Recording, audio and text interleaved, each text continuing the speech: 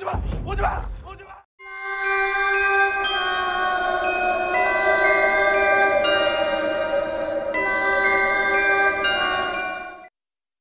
back to Review Film ID.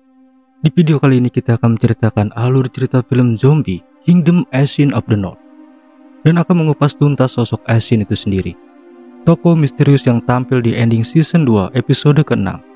Ashin of the North ini berkisah di rentang waktu antara season 1 dan 2 dari series Kingdom, yang mana akan menceritakan kisah Ashin sejak kecil, seorang gadis kecil yang dilahirkan dari kematian dan dibesarkan oleh penderitaan.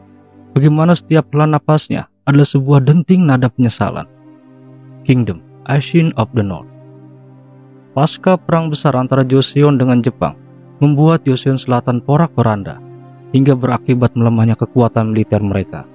Hal itu tentu membuat Joseon Utara yang berbatasan langsung dengan Manchuria menjadi khawatir akan diserang oleh suku Jurchen di seberang sungai Amnok, yang mana menurut kabar pasukan mereka sudah berkumpul di lembah sungai Pajeo di bawah bendera Pajeoi. Karakter mereka yang agresif dan kuat hingga melahirkan istilah, seandainya 10.000 rakyat Jurchen berkumpul, maka mereka tidak akan terkalahkan. Hal itu membuat Panglima Perang Joseon khawatir dan mengumpulkan rakyat Jurchen yang tinggal di dataran Joseon untuk mengintai pergerakan tentara Jurchen. Mata-mata itu biasa disebut Sungjai atau kaum yang terbuang.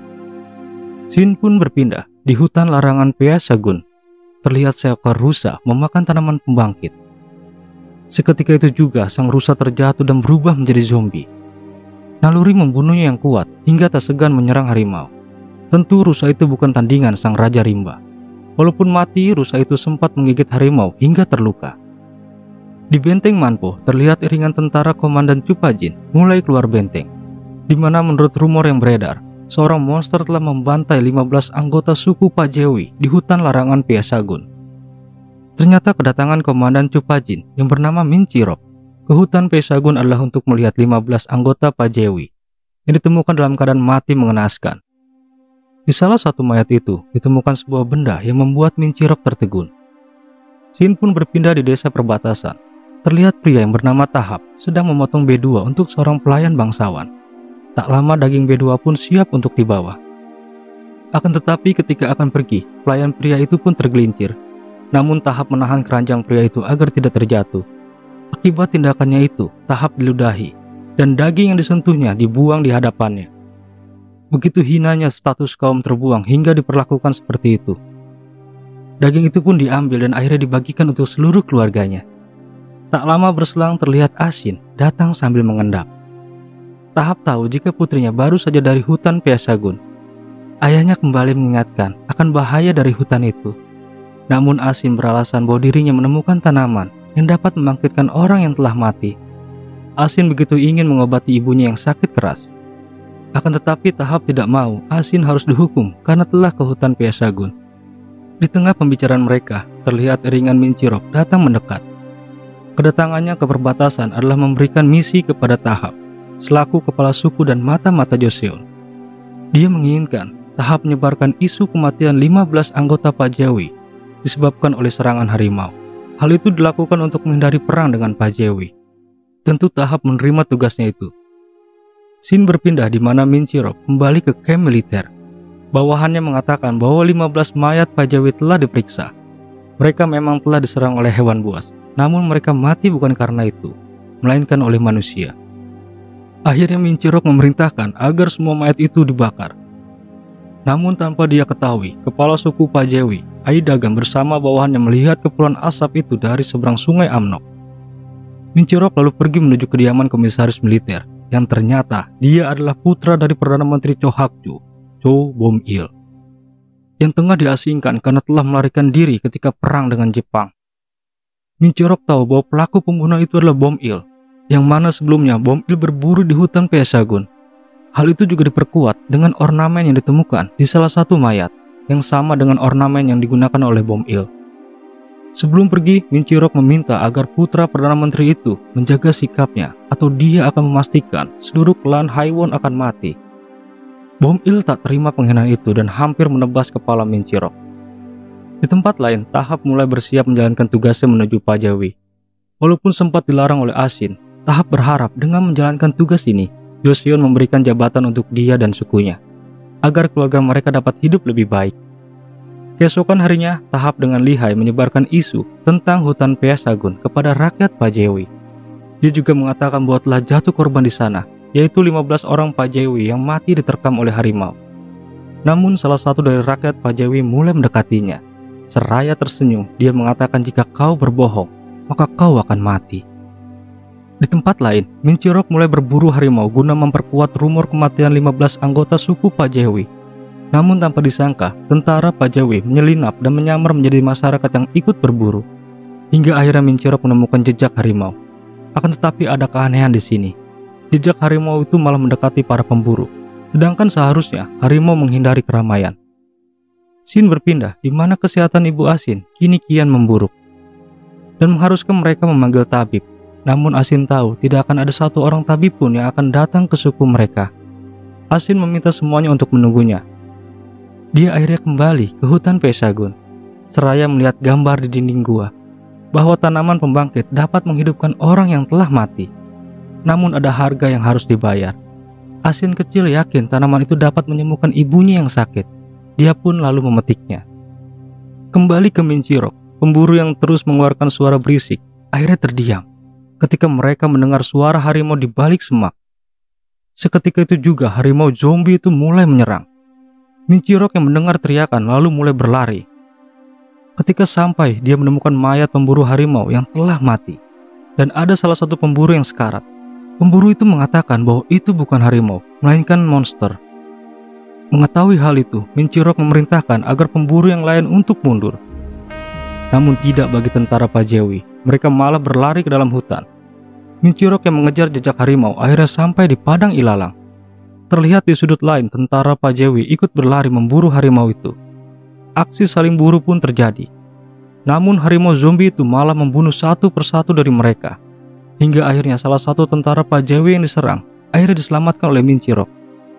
Tentara Pajewi yang nyaris mati itu mulai membedah tubuh harimau untuk menemukan potongan tubuh anggota Pajewi yang lain. Namun anehnya harimau itu telah lama mati dengan darah yang menghitam. Tentara Pajewi tetap tidak percaya bahwa kematian 15 anggotanya adalah ulah serangan harimau. Jika mayat mereka tidak ditemukan, maka mereka akan kembali menyerang. Di malam hari, akibat tidak mendapatkan mayat 15 orang itu, Ai Dagan mulai membantai siapapun di tanah Joseon. Asin yang baru saja keluar dari hutan dikagetkan dengan sosok mayat dengan anak panah di punggungnya. Asin pun kembali menuju desanya. Namun ketika dia sampai, dia melihat kondisi desanya yang telah hancur. Seluruh anggota sukunya dibunuh dan digantung. Bahkan dia menemukan kalung milik ayahnya di salah satu kaki mayat itu.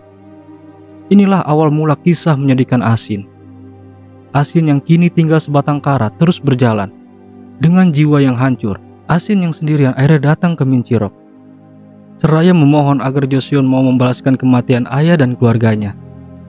Minchirok mengatakan bahwa itu bukanlah hal yang mudah, terlebih hanya untuk membalaskan dendam. Asin sadar akan hal itu. Dia sanggup menunggu asalkan Joseon mau membalaskan dendamnya, meskipun itu akan dibayar dengan jiwanya sekalipun. Minchirok akhirnya memberikan tempat untuk Asin tinggal di sebuah kandang B2. Tahun demi tahun Asin berikan sebagai pengabdi tentara Joseon. Dia mencucikan pakaian para tentara, sekaligus menjadi mata-mata bagi Joseon. Asin terus memetakan markas pasukan Pajewi. Dia pun dengan rajin berlatih memanah dan bertarung. Hingga waktu terus berlalu, Asin kecil kini telah tumbuh menjadi dewasa. Shin pun berpindah, di mana pembawa pesan dari ibu kota Hanyang datang. Dia meminta pasukan Minchirok kembali ke ibu kota untuk membantu pertahanan di selatan. Karena gencatan senjata dengan Jepang gagal dilakukan, Minchirok akhirnya menyiapkan tentaranya. Dia meninggalkan beberapa tentara untuk berjaga. Dia pun memerintahkan Asin untuk ke Pajewi dan menyusup ke sana guna mencari informasi.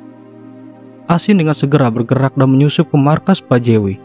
Dengan lihai dia mulai masuk. Namun tiba-tiba datang seorang penjaga. Asin yang bersembunyi melihat penjaga itu sedang memberikan makanan ke seorang tahanan. Sampai di satu titik, kebenaran itu pun terungkap. Yang mana tahanan itu adalah ayahnya, yang Asin anggap telah lama mati dalam keadaan kaki terputus. Asin yang baru saja bertemu dengan satu-satunya keluarganya, harus kembali kehilangan ayahnya, yang akhirnya mati dalam pelukannya. Asin memutuskan kembali dengan sebelumnya membakar habis markas Pajewi. Ketika di gerbang, Asin melihat iringan Mincirok mulai meninggalkan kamp militer. Namun dirinya melihat salah satu tentara memiliki anak panah yang sama dengan anak panah yang membunuh anggota Pajewi sebelum keluarganya dibantai. Hal itu makin memperkuat dugaannya. Di malam hari, Asin mulai menyelinap ke dalam ruangan Mincirok. Dan yang paling menyedihkan adalah Asin menemukan sebuah catatan yang mana Minciroklah yang menuduh bahwa suku dan keluarga Asinlah pelaku pembunuhan 15 anggota Pajewi, lalu menggunakan seluruh nyawa anggota keluarganya untuk menutupi kebobrokan putra Perdana Menteri. Inilah momen awal Asin, sang anak Tuhan yang dididik oleh iblis, mulai menebar kematian. Dia menghabisi satu tentara yang biasa menyiksanya dan merubahnya menjadi zombie dengan tanaman pembangkit. Zombie itu mulai berjalan dan menghabisi setiap orang yang dia temui, bersama dengan Asin yang membunuh siapapun yang dapat selamat dari serangan zombie, hingga akhirnya tersisa satu orang. Dengan tatapan dingin, Asin memandang pria itu tanpa sepatah kata pun, dan memanah lengannya, guna memancing zombie untuk menyerangnya, hingga akhirnya dia membakar semua zombie itu.